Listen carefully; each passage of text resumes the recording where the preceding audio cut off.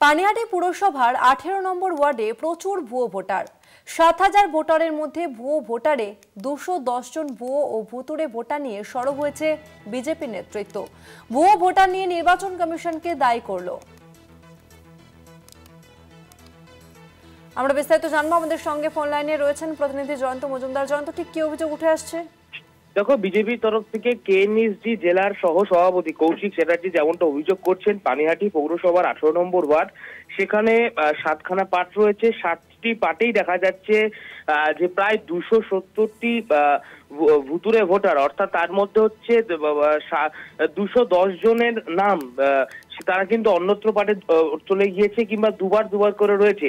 এবং সেই 210 জনের মধ্যে কেউ আছে যারা এখানে থাকেন না, তারা বাংলাদেশ বা অন্য জায়গায় গিয়ে থাকেন। এবং বাদবাকি যে সংখ্যাটা দেখাচ্ছেন তিনি 60 জন। এই 60 জন কিন্তু মৃত ভোটার, অর্থাৎ ভুতুরে ভোটার।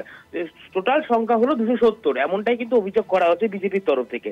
এই বিষয়ে উত্তর পানিহাটির সহ সভাপতি সুভাষ চক্রবর্তী এবং পানিহাটি পৌরসভার 18 নম্বর ওয়ার্ডের তৃণমূল কংগ্রেসের কাউন্সিলর পূজা চক্রবর্তী চৌধুরী তারা কিন্তু সরব হয়েছেন। তারা পাল্টা কটাক্ষ করেছেন বিজেপিকে, বলেছেন যে এটা ইলেকশন কমিশন তাদের কিন্তু এই ধরনের ব্যর্থতা, যে তারা এই যে মৃত ভোটার যারা রয়েছে বা যাদের নাম দুবার করে চলে এসছে লিস্টে, নামটা করতে পারেনি, এইটা কিন্তু তাদের ব্যর্থতা। তাদের দিকেই কিন্তু আঙুল তুলেছেন তৃণমূল কংগ্রেস নেতৃত্ব। তারা বলছেন যে এটা অবিলম্বে কিন্তু ঠিক করা দরকার এবং সেটা তাদের কোনো হাত নেই।